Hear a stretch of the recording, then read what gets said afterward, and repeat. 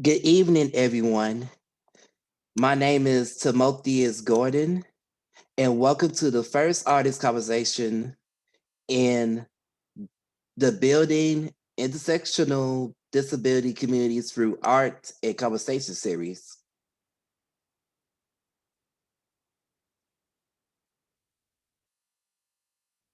Tonight, we have two amazing artist activists who will showcase their masterpieces and talk about remembering people in the disability community we lost due to police violence, racism, and ableism.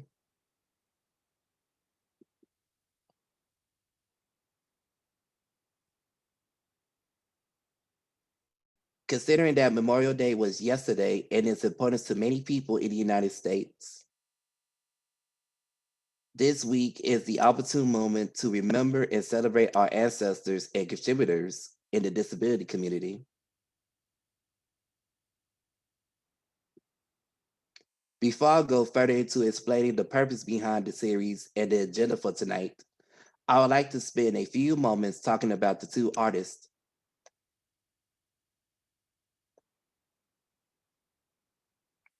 Jay Cornejo, he, his, him pronouns, is currently working as a part-time educator and tutor at Harold Washington College.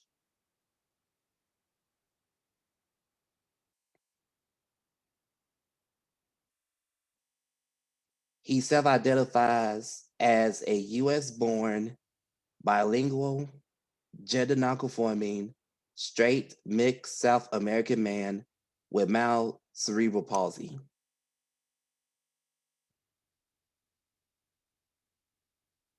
He's an experienced poet, spoken word artist, independent writer, former musician, and soon to be published author of his autobiography, Scarred and Proud, The Poet, The Mic, and Shades of Disability.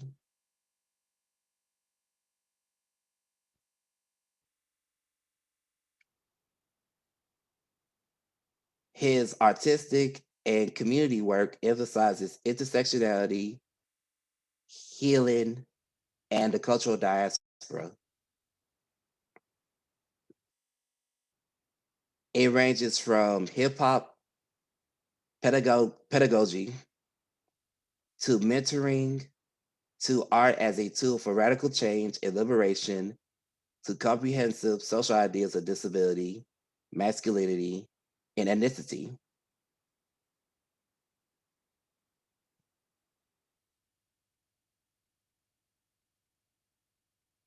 He has developed as a disability justice and youth rights activist for over a decade, sorry.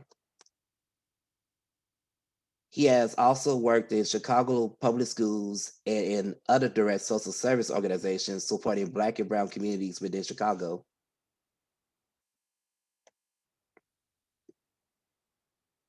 Jay obtained his master's in education and policy studies at the University of Illinois Chicago in 2011 and his BA in philosophy and African American studies at the University of Illinois at Urbana-Champaign in 2009. You can follow more of Jay's works on his Instagram account at Jaime JAIMEJCEE1.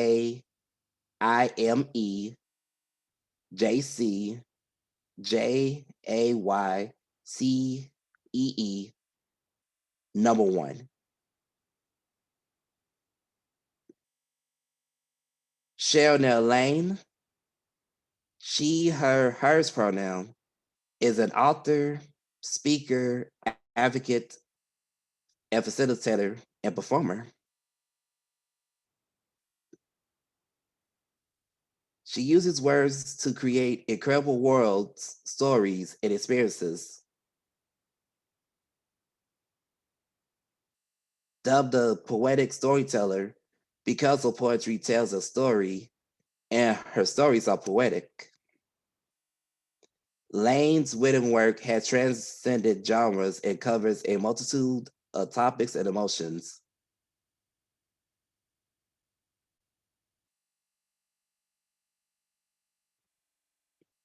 She is not afraid to discuss trauma, sadness, joy, anger, and laughter in the same session.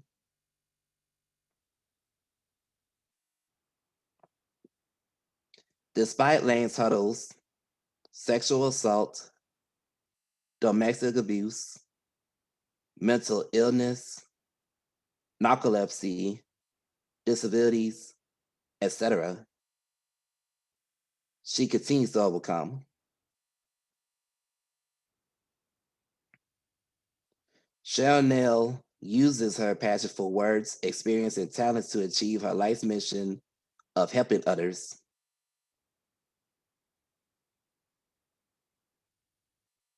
And from this mission, she birthed Cherlnell Lane LLC, where we help use your words.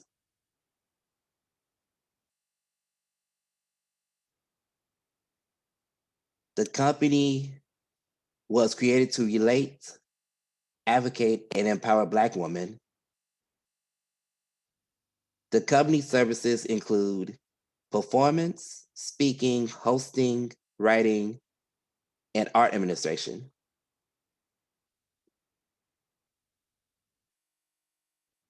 In 2014, Cherlnell started writing through its workshops and healing through its summits.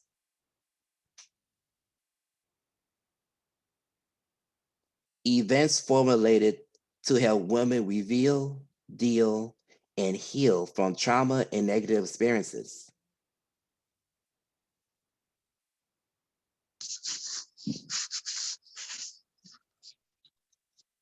In 2020, Lane created Words from a Black Woman's Experience, a live and interactive podcast where women come to share their stories boldly and unapologetically.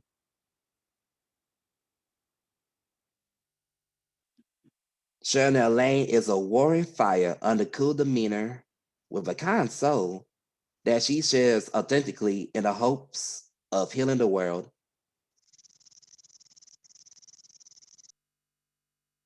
You could follow many of Cherlnell's works and endeavors by going to link.tr/CHERLNELL. So now I will bring up the purpose behind this series. The Building Intersectional Disability Communities through Art and Conversation series is 3 weeks long, and we will cover 3 topics that are tied to disability, race, and intersectionality.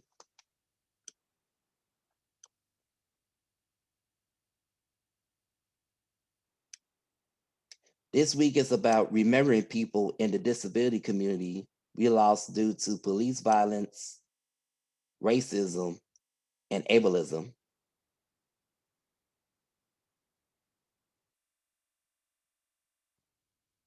We could also include those who died due to the COVID-19 pandemic. Each week, people will have the opportunity to listen to disabled artists talk about their work and their thoughts on the topic of the week. There is also an opportunity each Saturday during the 3 weeks where you could create art based on the week's topic.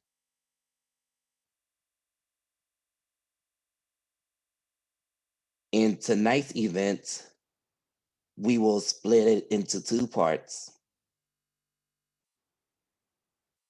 The first portion will consist of 2 artists presenting their work, each for up to 10 minutes.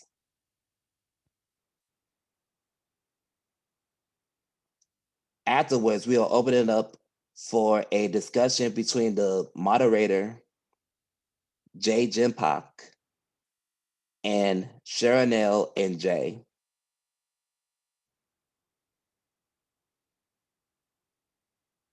Jen will ask a few questions to the artists, but this will be the time where you can ask them questions.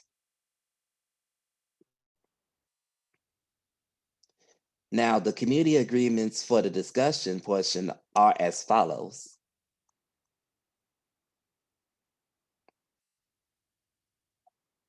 When the artists are presenting or when the discussion is taking place, please remember to mute your mics out of respect for the artists who are featured tonight.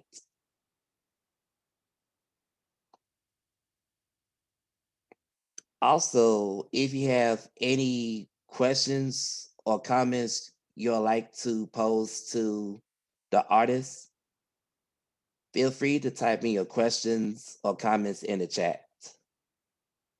Either Jen or myself will field questions from the chat box.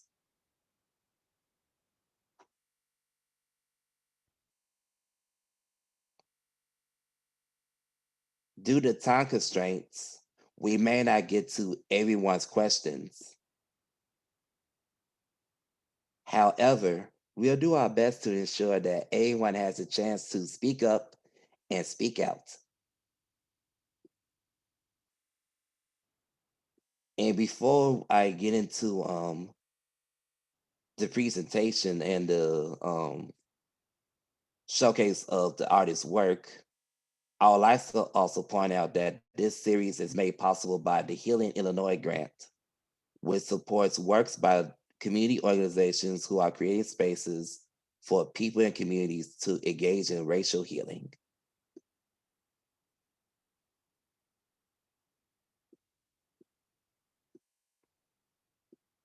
So everyone, we are now at the point where our featured artists will give their presentation on their works. Sit back, relax, and enjoy the presentations and discussions. And I now hand it over to Cherlnell and Jay. Thank you all.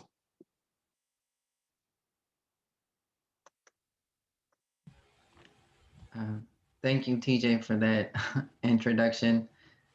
Um, for both of us, myself and Cherlnell.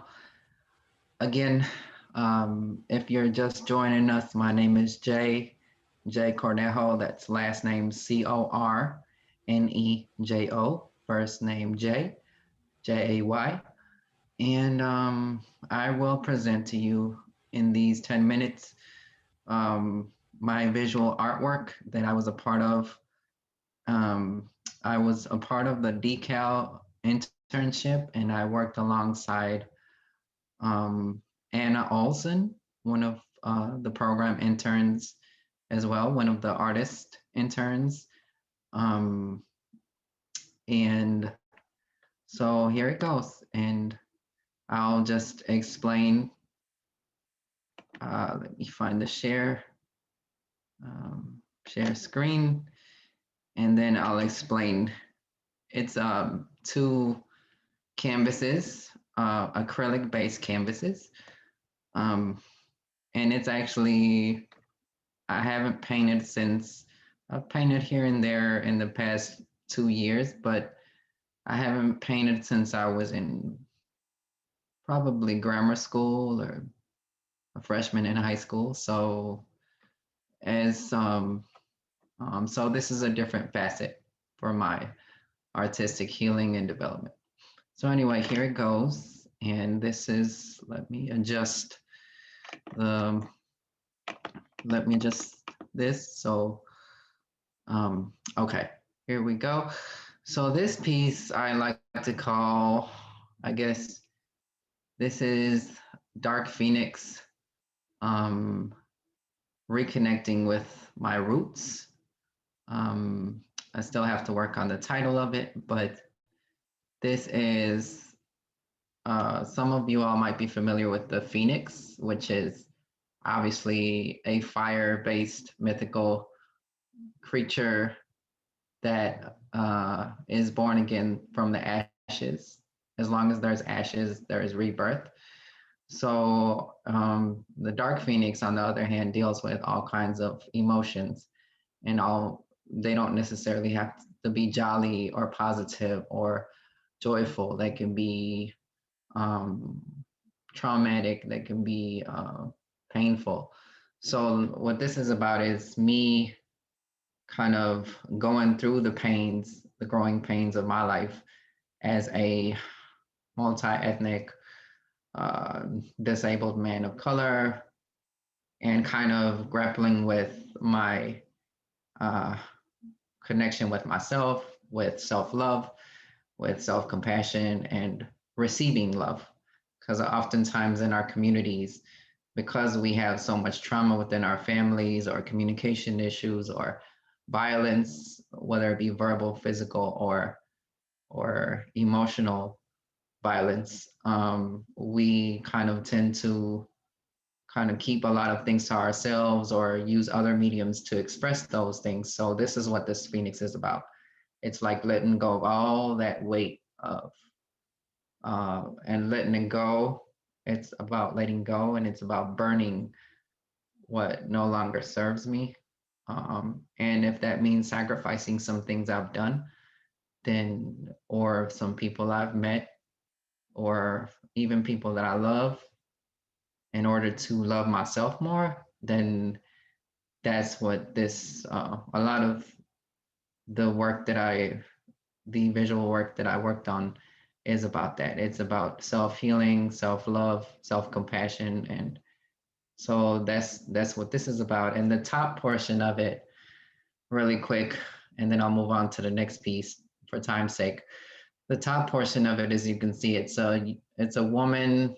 You can interpret this piece in many ways, but it's supposed to be the silhouette, the face, or the silhouette of a woman's face, and it's supposed to be like curly or thick hair, and I guess it's a symbolism for what I'm yearning as far as my own relationships and being able to receive that. And um, a lot of the best work that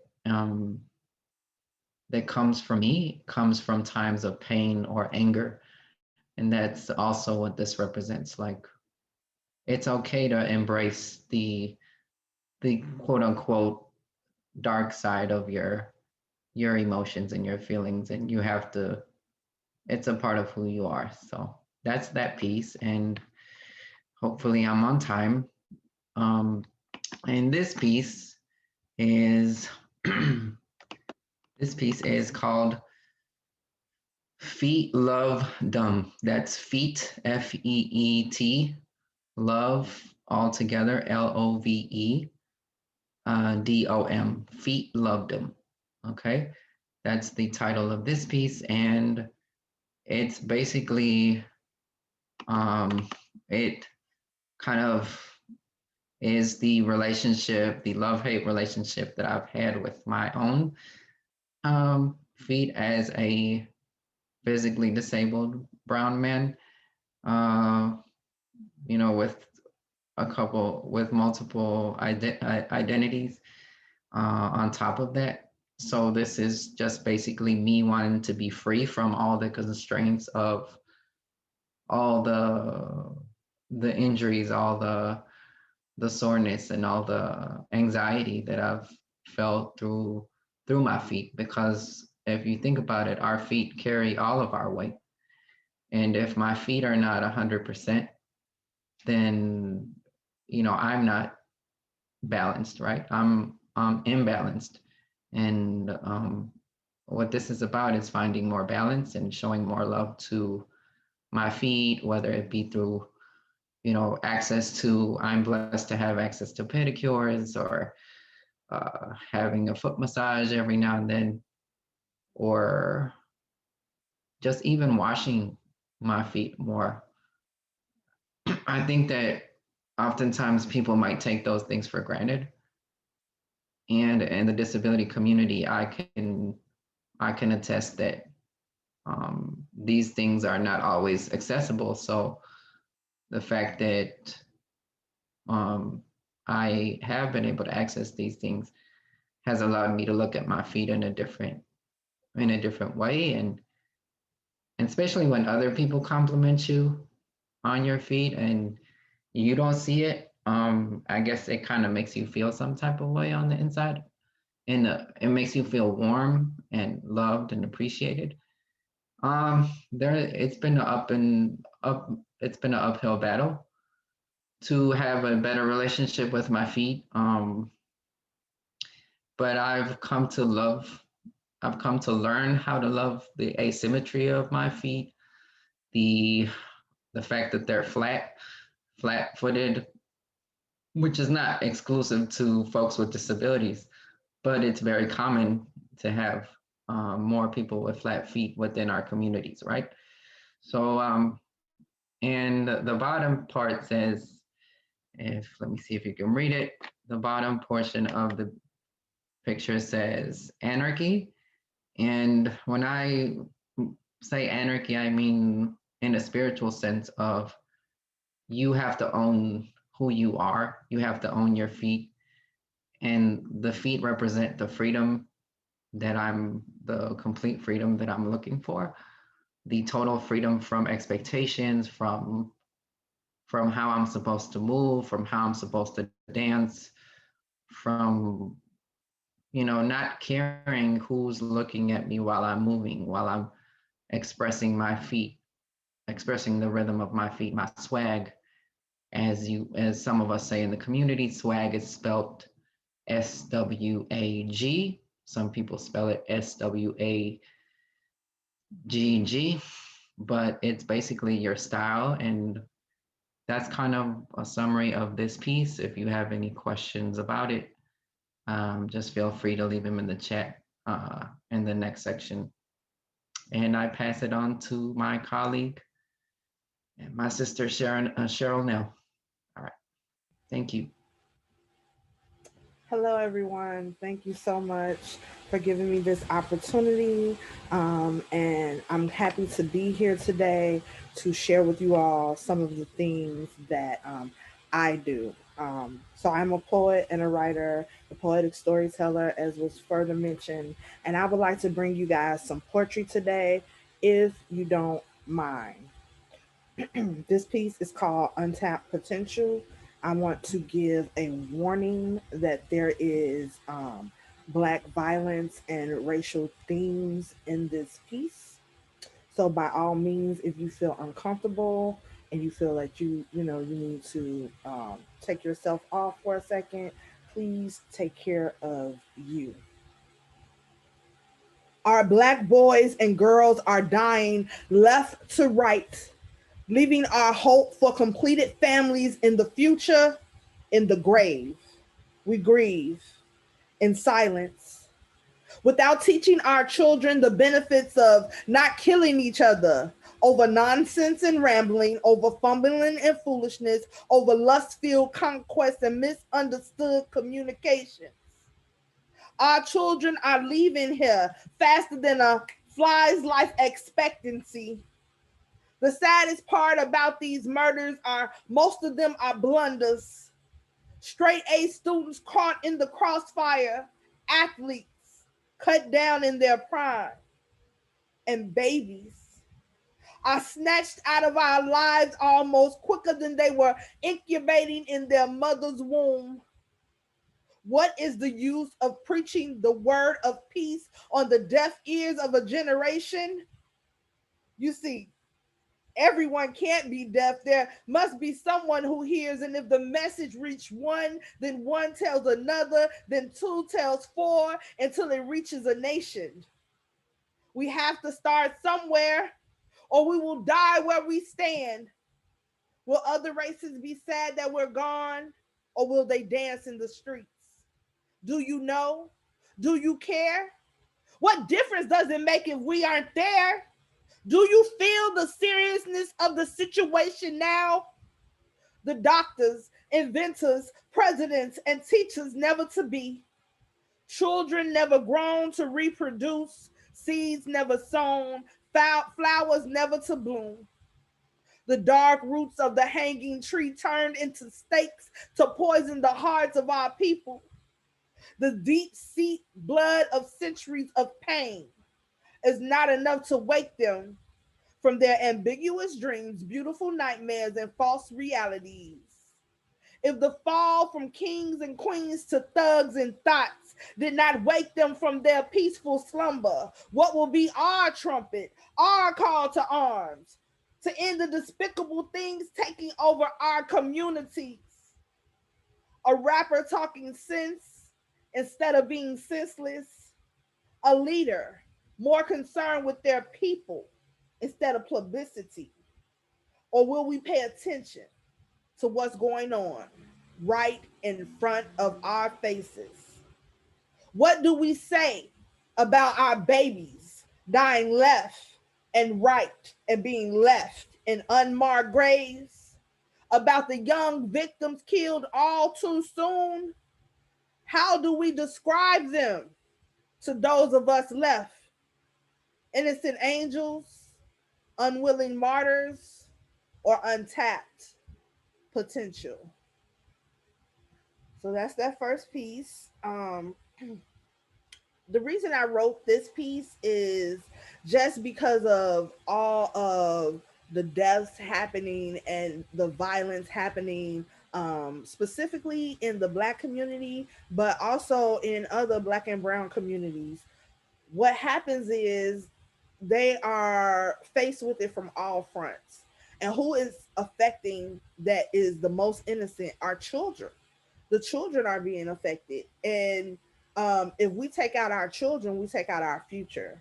And that future is important, not just for one race, but for the human race. So I feel like this is the anger and emotion um, that takes place within a community when we talk about remembering those we've lost, when we talk about that. So that's the piece, that one of the pieces that I wanted to do for you all today. The next piece that I will do is called No Justice, No Peace.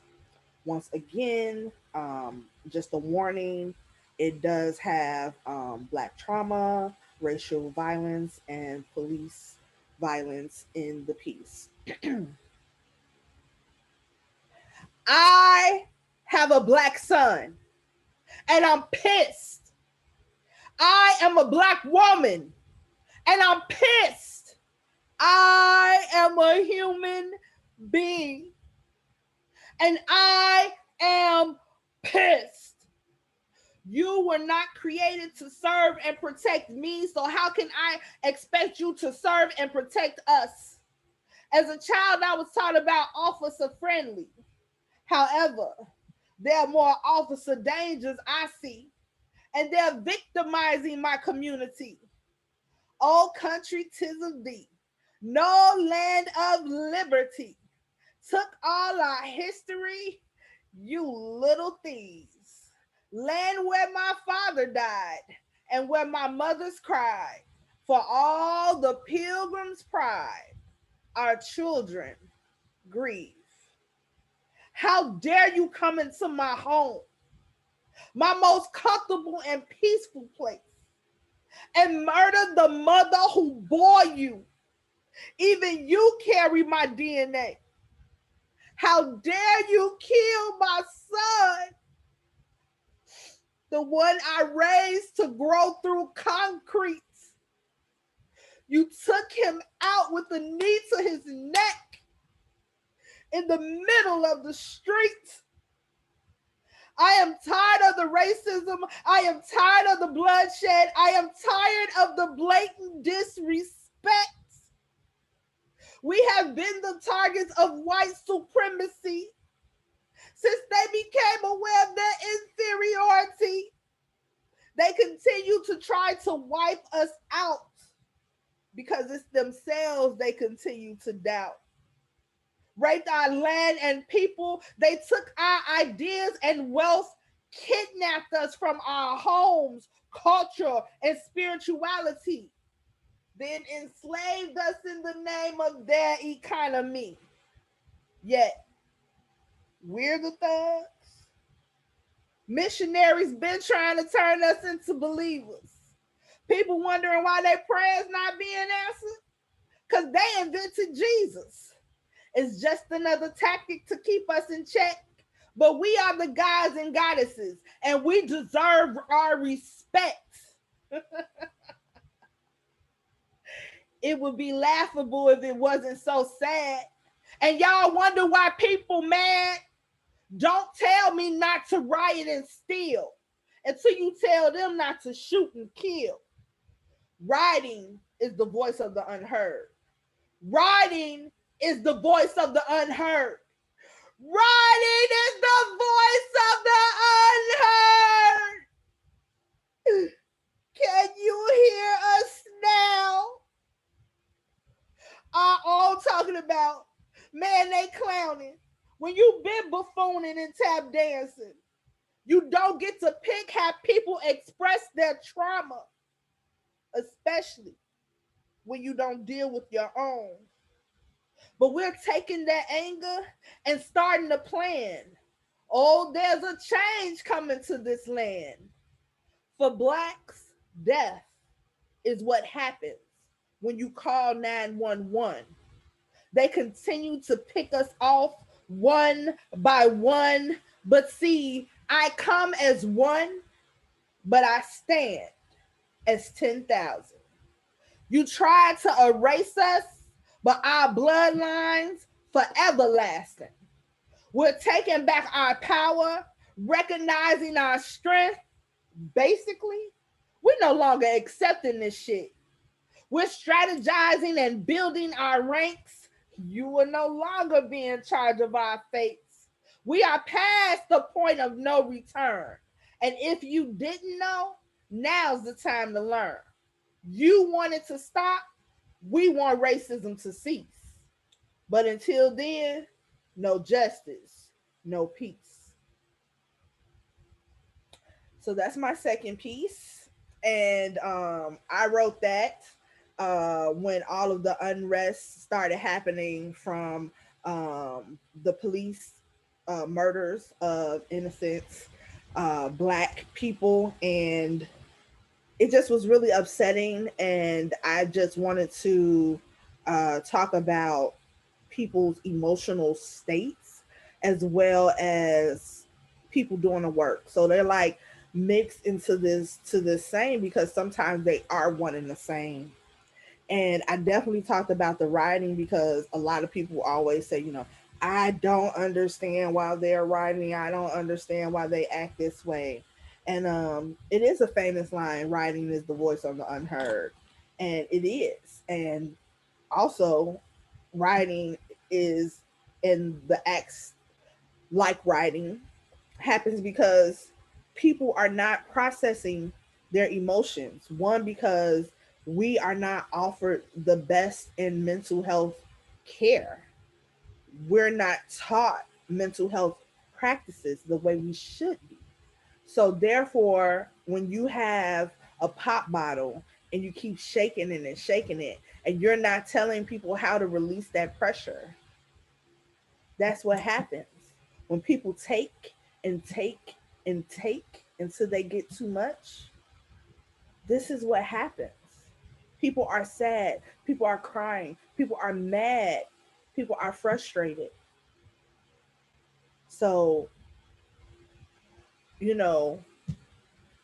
until we get justice as a people, as a Black community, as a Black and brown community, as a all the communities, disabled community, until we get justice, we will keep fighting. We will keep showing up. We will keep making our names heard and making those who we've lost names heard. Because until we get that equity, there'll be no justice and there'll be no peace. So that's my piece. I think I'm done. Hopefully I didn't go over time. And thank you guys for having me again. I really appreciate it.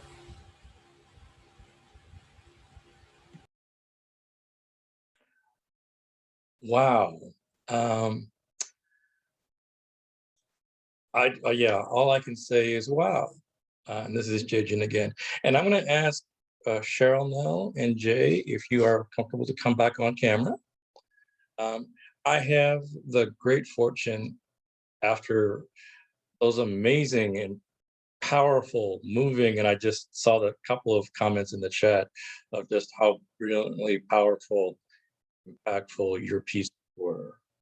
And thank you so much for being here and sharing your art with us today.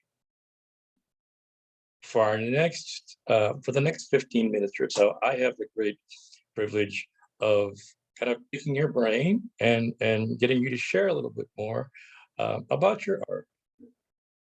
And the first question that I just wanted to ask both of you, and I think I'll start with Jay, and we'll kind of ping pong back and forth. Is if you can, and pardon me while I look at my pad so I can read this question. So just please let us know a little bit about yourself and how did you begin using the different mediums that you use creatively with your art? Mm-hmm. A little bit about myself. I consider myself a warrior of a rebel that can be sensitive. So I'm somewhat of a walking contradiction. I'm a rebel on one hand. On the other hand, I want to be held and I want to receive the love instead of portraying this aggressive boy that I once was.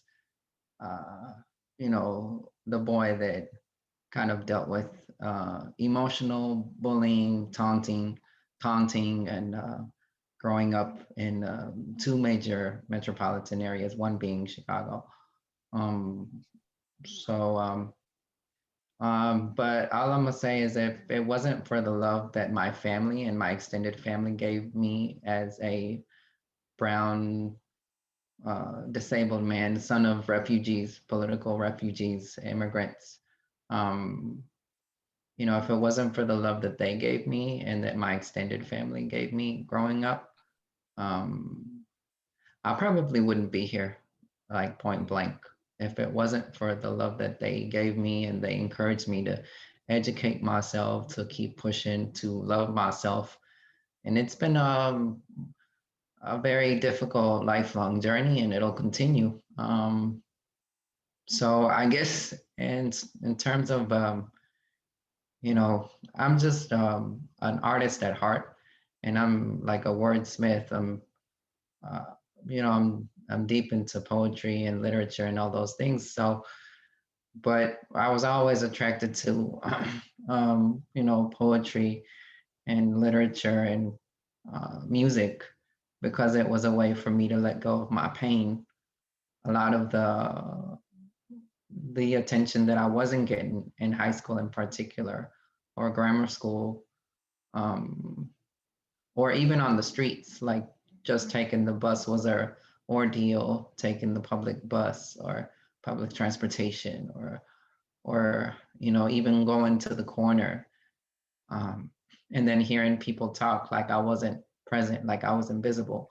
Like writing, since I was about 12 or 13, I got exposed to music, and writing and music combined just literally saved my life.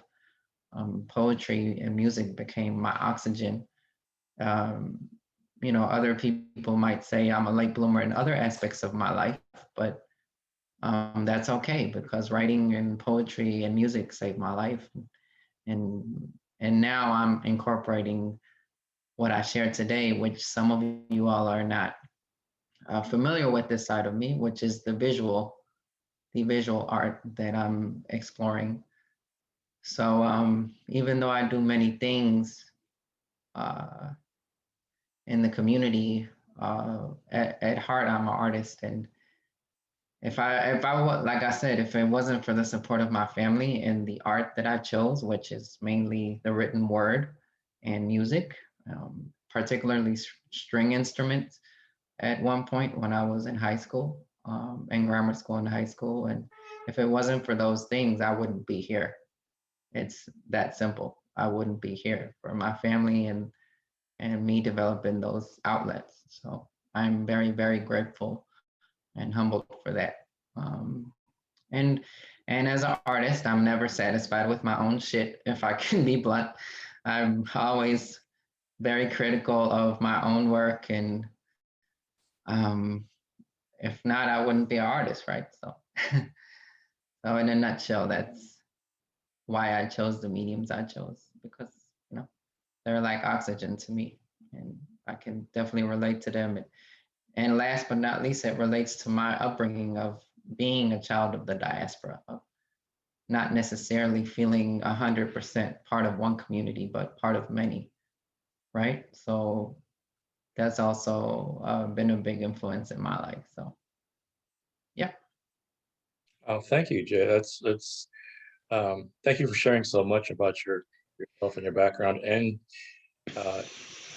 it's I've had the pleasure of meeting Jay and getting to know him for a few years, and this is the first time I've had the fortune of seeing your visual art. So it was very personally for me, very cool. So for that. Cherlnell, please share. Can you share a little bit about yourself and how you came to your art? Awesome. Yes.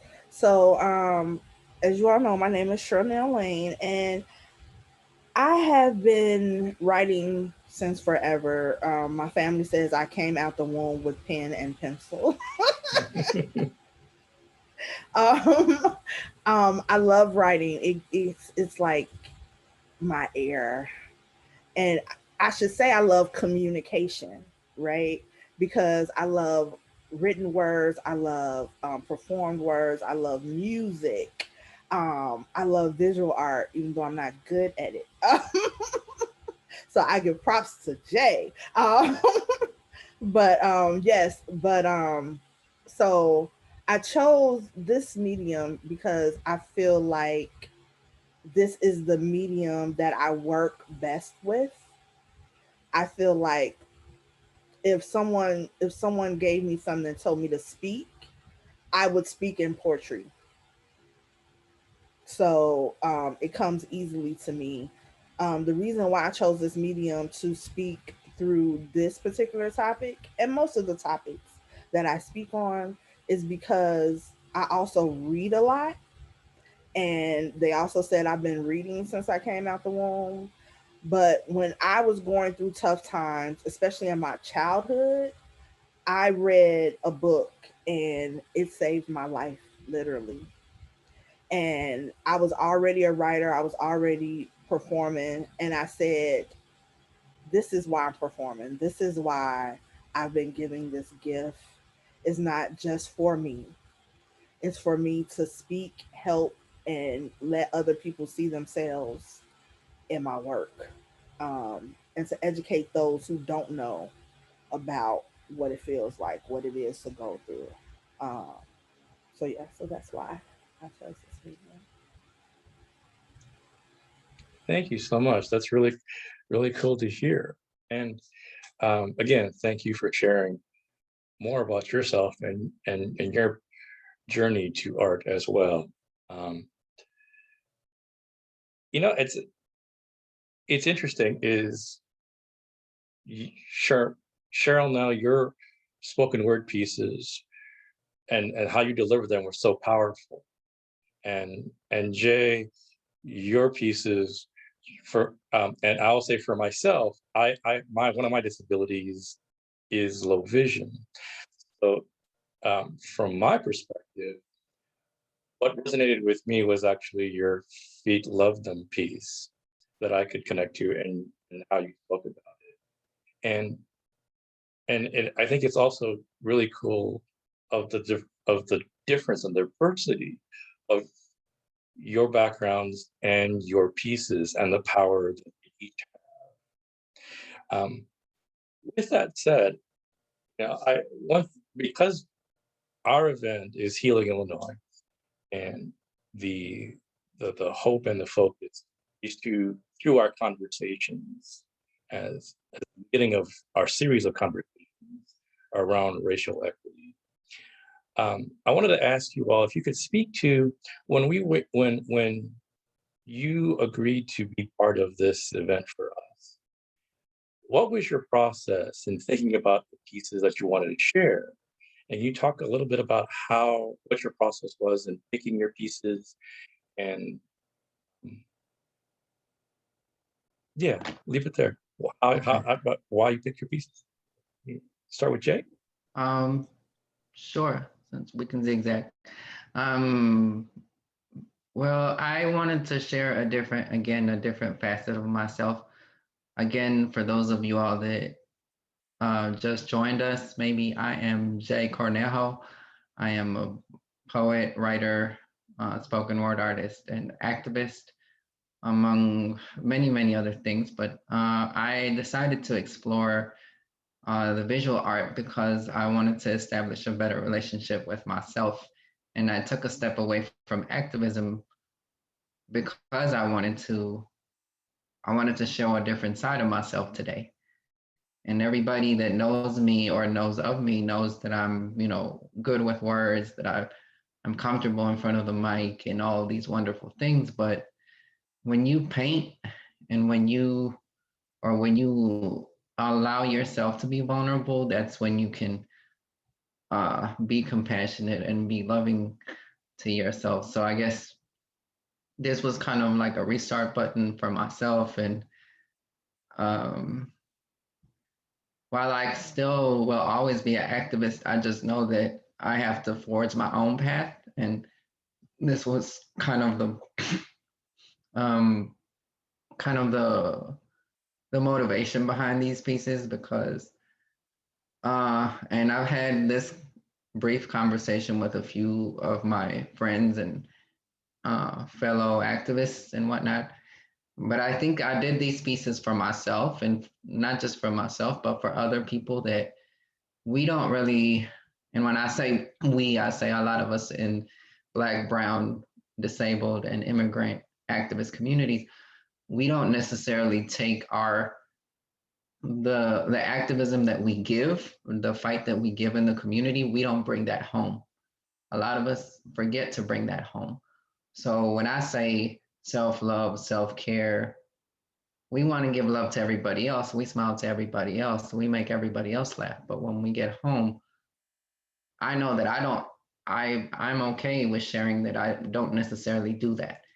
I used to be very hard on myself. I can still be hard on myself. So this is about loving on yourself. Even if it's just, like I said, getting a pedicure, if you're blessed to do that, or having somebody do it for you to help you or give you a massage, or and it's about letting go of all that anger. The dark phoenix piece is about that. And I think that if we can do that, if we can do more of self-love, like acts of self-love, and just paint what we feel and not what we think about ourselves, then we can move forward. And if we can do that with the young folks, because I've worked with a lot of young folks, I work with, um, you know, freshmen and sophomore students in city colleges, and a lot of them remind me of me. Some of them remind me of me, and like how lost I was when I was a freshman. Um, so, I guess my thought process was like, we can't have justice if we don't show love to ourselves when we go home. Like if we don't show enough love to ourselves when we come home, then how can we claim that we want, not that we don't want it, but how can we mistreat ourselves individually and collectively? And it's a process. That in itself is a process, but if we want complete justice, complete freedom, however you define that, that's up to you. Each one of us is a little different in that regard, but um, if I don't take care of myself, then I can't be um, the activist that I've been, or the better activist that I can be. So, and if that means me just being, myself, and kind of letting go of any kind of preconceived notions, like, you know, labels or what organizations I've belonged to, or it's about shedding. Like when you talk about the dark phoenix and your feet, like they're both connected, because the dark phoenix is about burning things that are no longer healthy for us. And then your feet carry a lot of toxins and carry a lot of energy. So if we don't take care of those things, and if we don't allow ourselves to, you know, start over again, not necessarily start over, but start a new process, then it's hard to move forward. So again, if we don't have enough love for ourselves when we come home, we could be the best activists in the world when we're in the community. But if you don't give that same love back, then you know, it'll be an uphill battle. So that was my process, my thought process. Thank you, Jay. That's really, I think that's really powerful to say. It's a good reminder of the importance of, yes, we, you know, many of us who do activism work or have been involved in fighting for those with disabilities or immigrants or live at other intersections of identity who have been marginalized. And we've gotten very good at mobilizing and pushing, but, you know, your words of the importance of looking and taking care of ourselves is really important too. And as it, and the idea and something that I've tried to take heart to. So I appreciate you, and those words resonate with me of doing the work, but also self-care and self-love is important. And I also appreciate you sharing and picking our event as a way of taking a little risk of sharing your visual in this public forum, and just acknowledging that risk, really valuing it. And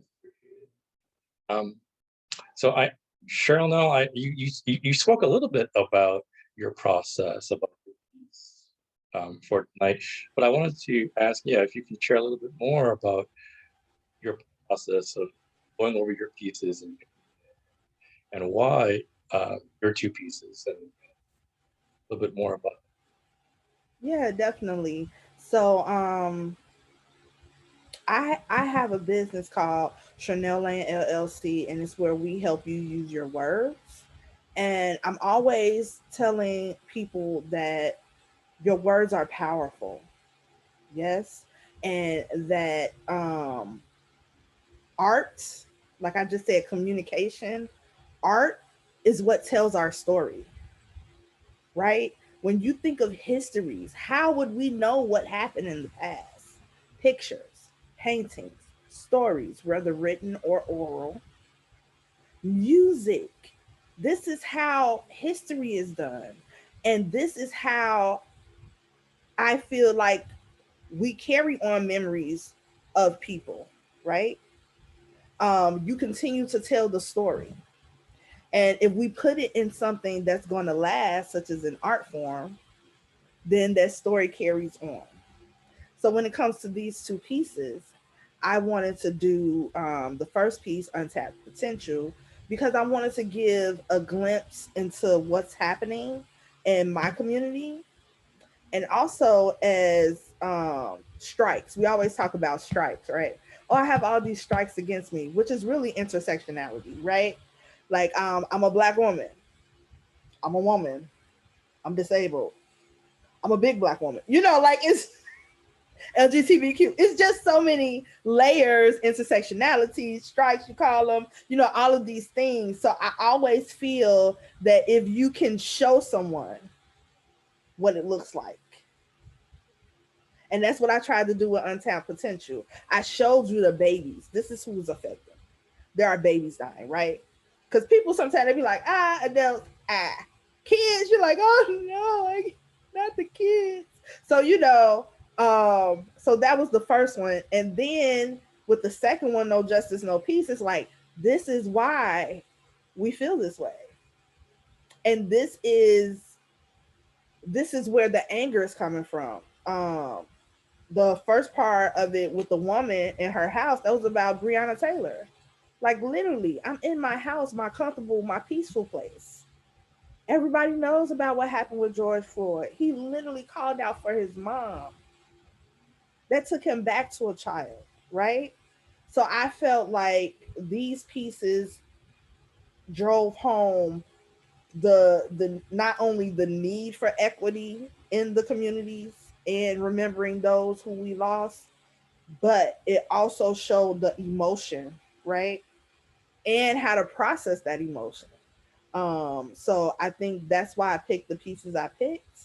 And that's why I'm glad that I got a chance to share them with you guys, because I feel like they represent what I see and what I have seen. And I just wanted to share that with you guys.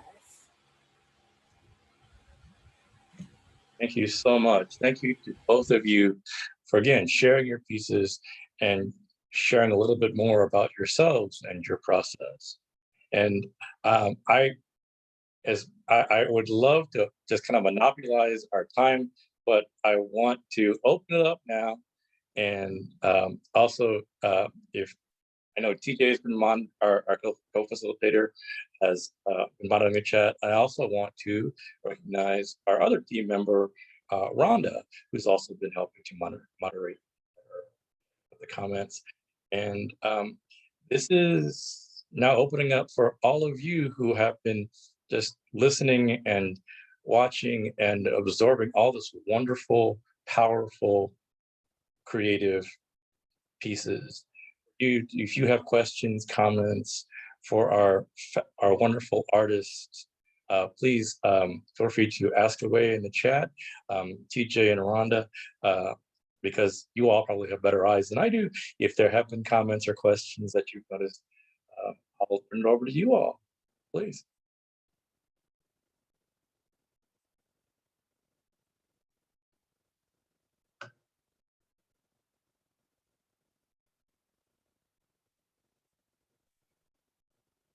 Thank you, Jay. So we do have a few comments. A lot of participants commented on Cherlnell's poet. They are saying that this is a really great and beautiful work, very powerful, and I absolutely agree. It was fascinating. For Jay's work, we have Genevieve. She said that the artist is the phoenix who burns to emerge. That's so beautiful. Yeah, and I also want to echo Jay. If anybody has if you guys have questions or you want to be involved more in the discussion, please feel free to type in anything in the chat area. And I think, can we also let them open their mics and Yeah, no, ideas and thoughts? Yep. Absolutely. Yeah, Ron. Yeah, please. If we have a nice small group, and please, if you feel comfortable, please feel free to unmute and make your comment or ask your question. That'd be wonderful too.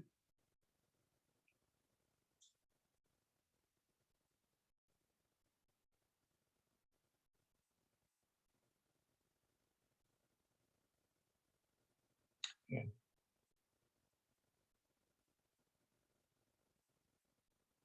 One of the, I guess while we're waiting, I can throw out another question to Jay and Cherlnell, if you all don't mind.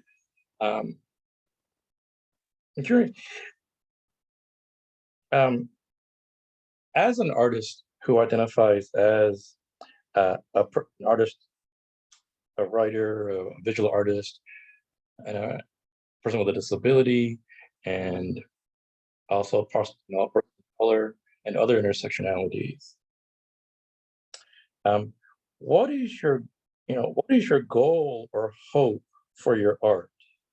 And do you feel that art has to have a purpose, or just for art, or some combination of the two? I'll fill that one first. So, woo, so the first part was, wait, help me again. I'm sorry, my memory. Oh, no worries. No worries. I know it's a long question. So as an artist, writer, and a person of color with a disability, what is your goal for your art?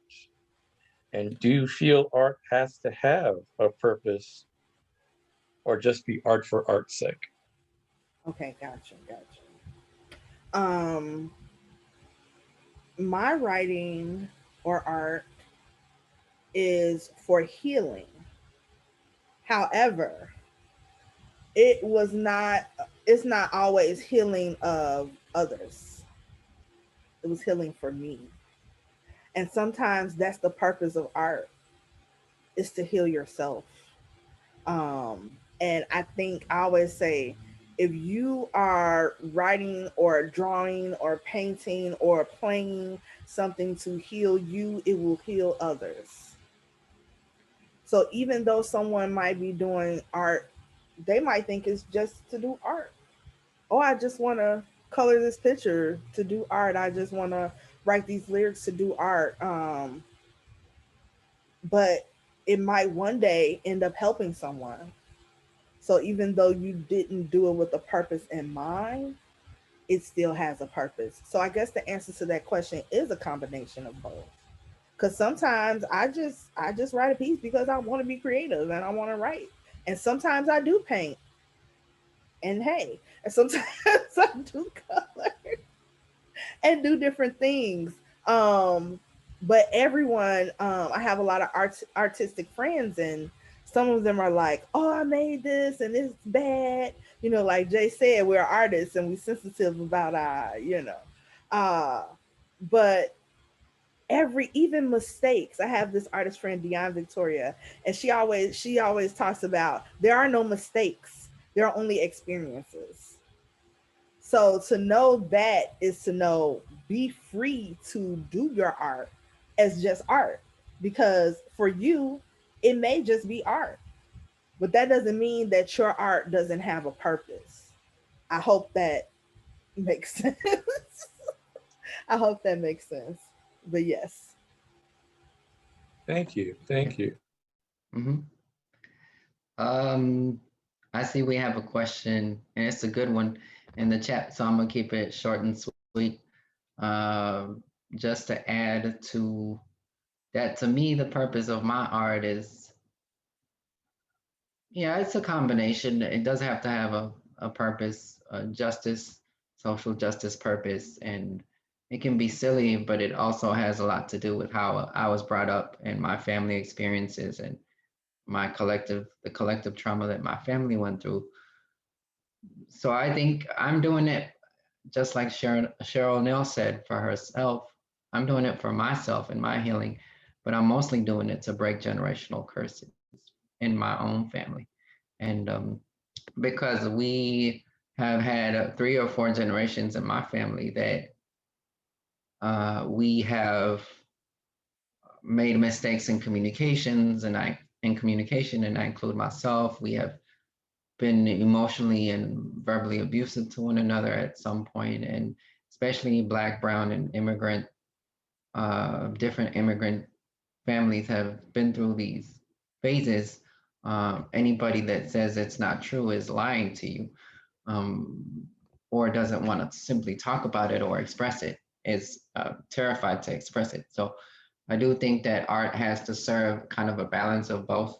It has to have a radical purpose, but it also can have a soft, silly, and kind of self-loving side. And like one of the things, who knows, maybe one day I'll be into, I'm still exploring my visual art. I have a long way to go, but I'm always going to be uh, a word lover and a music lover first. But I love visual art. I admire visual art just as much as I admire poetry and music and literature and things like that. But who knows, maybe one day I'll be free enough to, because art is supposed to lead to complete liberation and freedom, and in my mind, so maybe one day I'll be free enough and free of all the shame and free of all the trauma to have body painting, to body paint myself. And tattooing, some people do it through tattooing.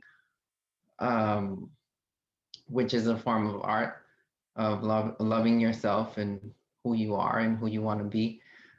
So I do think that art has to have a purpose, but my purpose is to, number one, heal myself, and number two, break the generational curses. And I do think that there has to be like a balance of justice and silliness, because sometimes I know I can be a little intense. I can be very intense, and sometimes it's hard for me to turn the switch off. But that's part of the being vulnerable and being silly as an artist. Um, Sometimes we can take our work too seriously, and that's when we kind of get lost and we forget that it's okay to be vulnerable and it's okay to make mistakes within that process.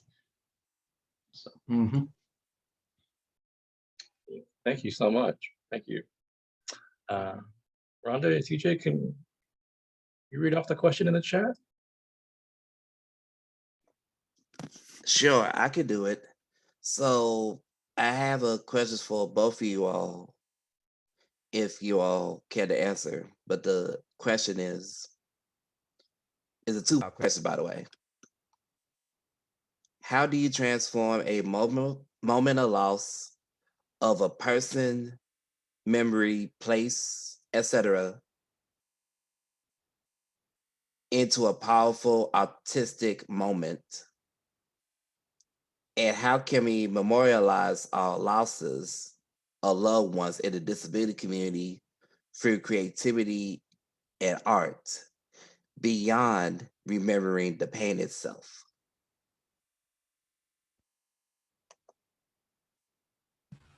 Okay, I'll go first on this one. So I think that the way you transform, or the way I've transformed moments of loss, is to take it by stages and to try to create at each stage. Because I guess it's kind of like the stages of grief, definitely, right? So you write the disbelief, you write the anger, you write the acceptance, you keep writing or painting or whatever your art form is. And like we said before, you write to heal yourself in this moment of loss, and or for yourself in this moment of loss. You do your art for yourself in this moment of loss. And when you keep doing that, or when you do that, it will come out powerful, because our emotions are shown when we show our emotion. Does that make sense? Like, if you are emotional and you just let that emotion flow out into your art, when people see your art, when people hear your art, when people, when you perform your art, people are going to feel that emotion, and therefore it's going to be a powerful artistic moment. The other part of it is, how can we memorialize our losses of loved ones through creative and art beyond remembering the pain itself? Perfect example: murals, right? We have some murals that's like, oh, the angel wings, and then we have like art that celebrates their life. You ever, I'm sure everyone has had a moment of loss of a person that they care deeply about, and it's like sad, right? Because you miss that person. You're like, oh my god, why is this happening? And then you see a picture of them and you remember a funny memory, and then you're like, oh my god, I remember this and this. And before you know it, you're smiling at that memory, you're laughing at the laughs you guys had, you're using that memory or that loss to celebrate their life instead of necessarily their death. And that's not taken away from the injustice, that's not taken away from the wrong of them us losing them, but they still had a life. They still contributed. They still did things. So sometimes we have to concentrate on that. But like I said, that goes into those stages. That goes into those stages of what you write about and how you write about it and how you release it. So, in my own personal experience, I memorialize losses through dance, through I dance to y'all. I know I don't look like it just because I use a wheelchair. Don't mean I don't dance. Okay, through dance, through art, through words, and I have, and through comedy even. Like I have funny poems about people who I've shared experiences with, who are gone on and everything. So you can very well memorialize someone, and I think the part about it being painful and you creating it is just the stage that you're in. So I think that's very important to remember.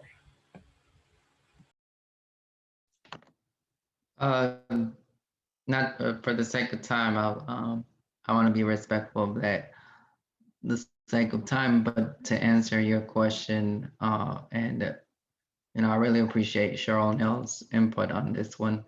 For me, like the best way to memorialize any loss is to do art, to do like Cherlnell just said, like through dance, through a tribute, through a mural. Like I adore murals, and I grew up, respecting muralists and graffiti artists um, and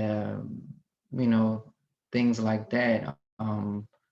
Just decorating a plaza, decorating a park, and kind of bringing life to those martyrs or those warriors that came before us, or that came with us in our same generation. And speaking of that, I want to um, take this opportunity. I want to use this space to um, give to pay tribute to the Watts family, to Stefan Watts.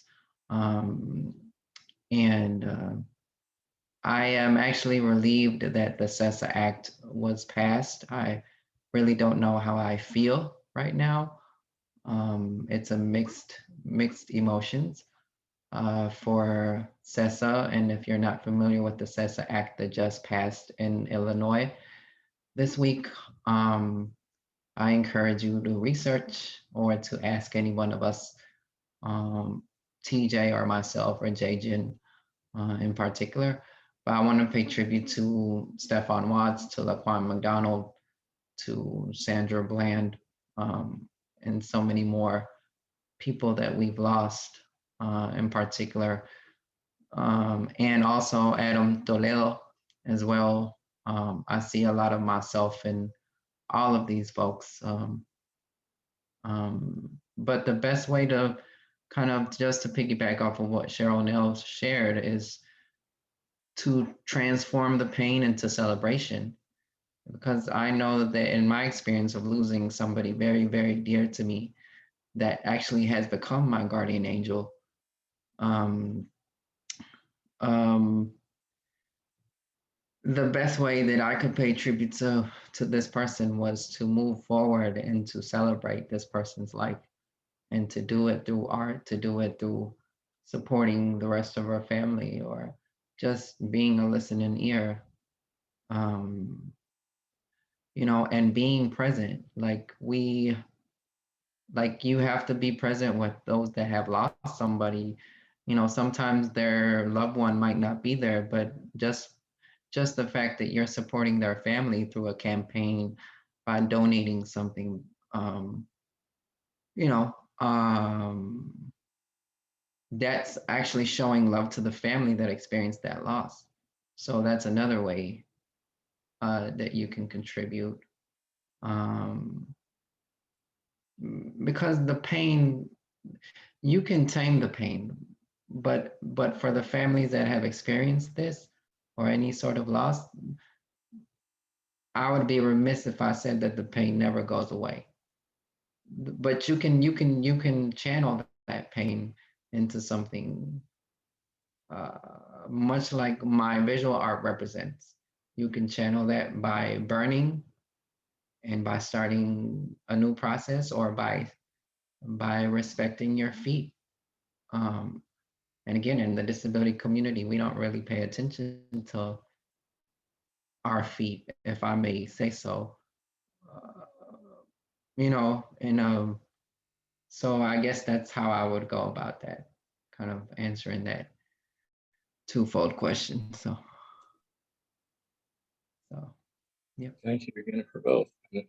Again, this is JJ, and I think we have time for maybe one more question if there's that came up.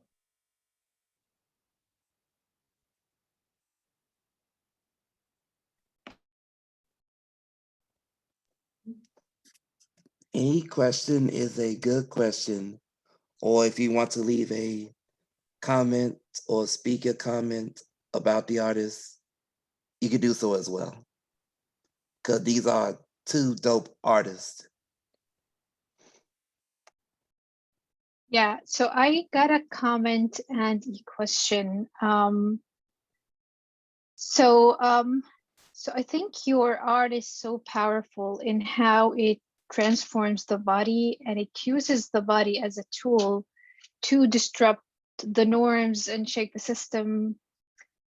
People are used to seeing disability in the shadow, and people of color as a minority, as a group who needs constant uplifting. But with your art and your voices, you're actually bringing the struggle to the surface. And as you both said, a lot of that you're doing for yourself, but also it helps to see your work to teach others about pain, racism, ableism, and also healing. So what would you tell someone or people who want to start similar conversations about their struggles? What would be something that they can probably use, or like based on your experiences, how can we like support each other? Well, I guess I would want to have a conversation with the person to see how kind of feel them out, like especially if they're a young disabled person, especially Black or brown, and see what they prefer, what medium they prefer, and what they love to do. But because sometimes through my writing and through my poetry and through now my visual art, I speak for those that don't know how to speak yet. They don't know how to speak for themselves yet, whether they're Black, brown, disabled, or non-disabled, Black or brown. But in particular, in the disability community, Black and brown folks have, like Cherlnell said earlier, a few strikes against us, or so we kind of internalize that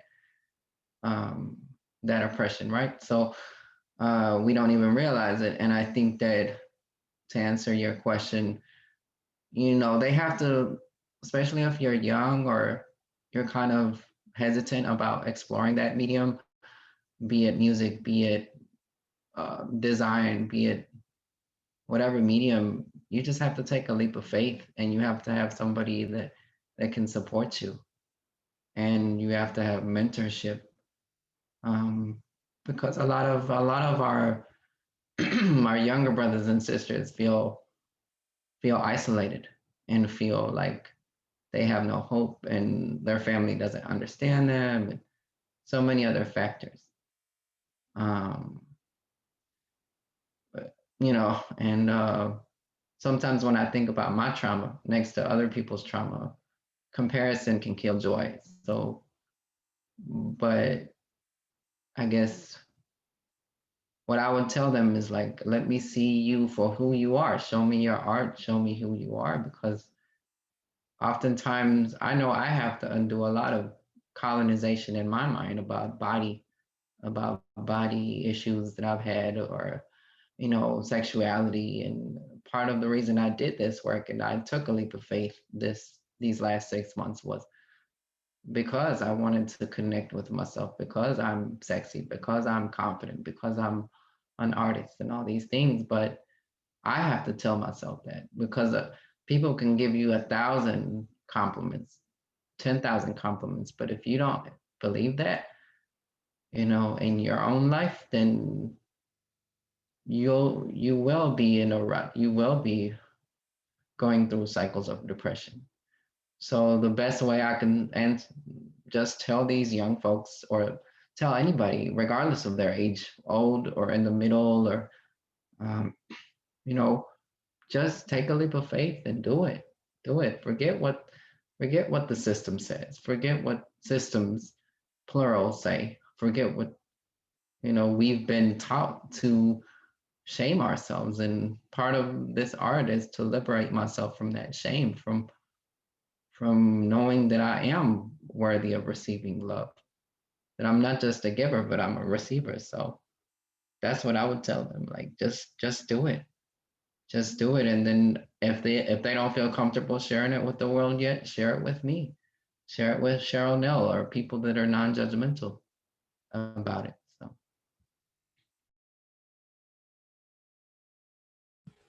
Absolutely. I'm going to ditto what Jay said. I I just think it's all about building communities. It's all about identifying with each other.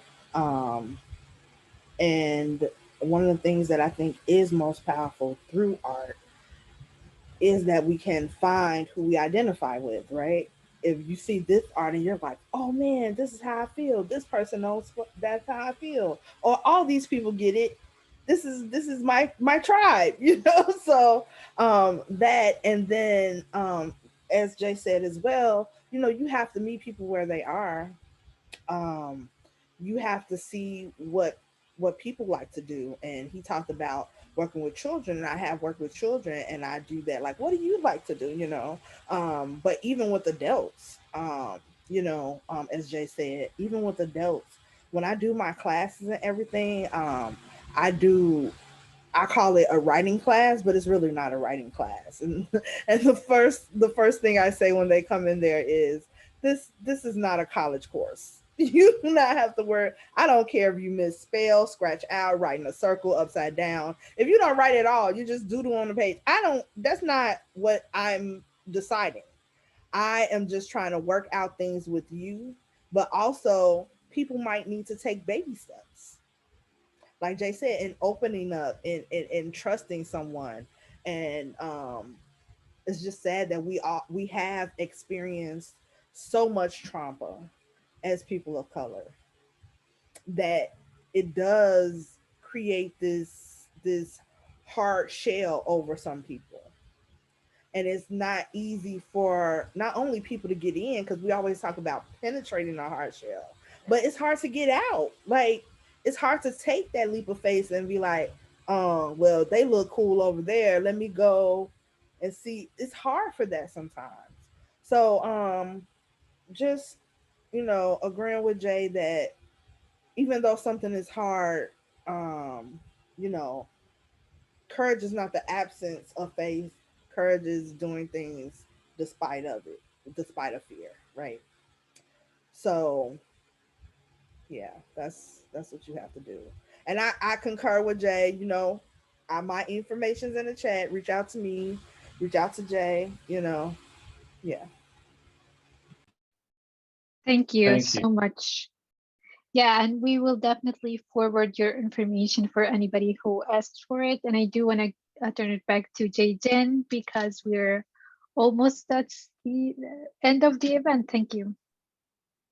Yes, thank you. And I think that question and your wonderful responses is a great way for us to conclude, as we move toward concluding our event tonight, of sharing. And again, thank you to Ms. oh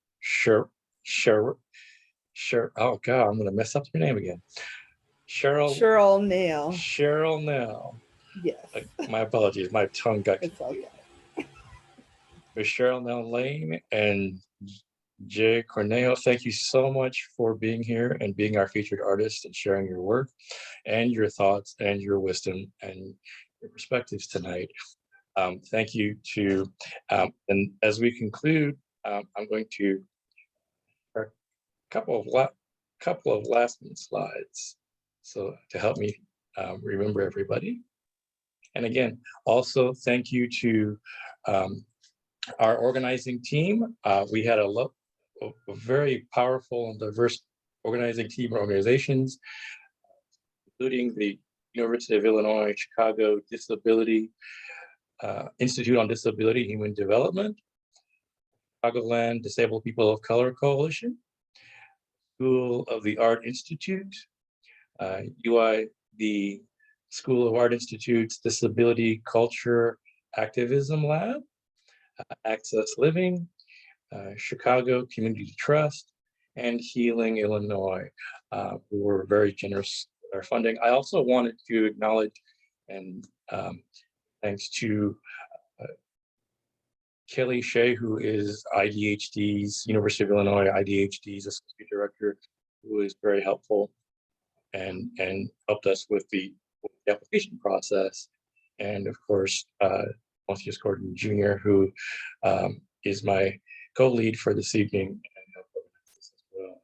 And Rhonda, who is our fantastic Zoom master. Last couple of things is, as was mentioned, this is just the first one of a series. So in addition to these conversations that are happening on Tuesday evenings, we are also hosting 3 small group art workshops. First one, that is as a similar theme to this evening, will be held this Saturday, June 5th, from 1:30 to 3 p.m. And you can get more information or register at bit.ly/0605 workshop. And the featured artist who will be leading that session is Safia Eshe Giassi. And I probably have mispronounced her name, and I do apologize for that. And lastly, if you are, we would like to invite you to come back next Tuesday for our second conversation. Again, it's happening next Tuesday, June 8th, same time, 6 to 7:30 p.m. You can register at tinyurl.com/healing Illinois CONVO2. And our theme for next week will be the intersectionality of race, disability, and LGBTQ+, with our featured artists being Jade T. Perry and Barak Ade Solel. And I probably misspelled their name, and they are beautiful names. With that, I thank you all for being in here. This event has been, even though we've gathered virtually, we have created community and connection. And I think for me, and from my perspective, have begun and have met the goal of a healing space. So again, thank you all for being and joining and giving up a part of your community. And have a wonderful evening, and thank you very much. Good night, all.